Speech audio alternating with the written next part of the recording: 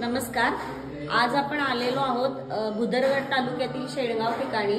येथे दत्त मंदिर आहे। हे दत्त मंदिर खूप प्रसिद्ध आहे आणि येथील दत्त एकमुखी सुद्धा आहे। आणि हे जे आपण आता पाहत आहोत हे राम पंचायतन आहे। इथे राम लक्ष्मण सीता यांच्या खूप छान मूर्ती आहेत।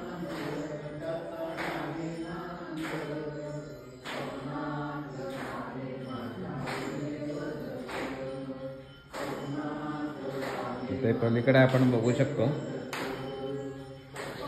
शनिदेव आहेत, शंकर महाराज आहेत आणि गणेश मूर्ती सुद्धा या ठिकाणी आहे। परिसर सुद्धा खूप छान आहे। परिसर अत्यंत निसर्गरम्य आहे। शनी महाराज आहेत, शिवशंकर आहेत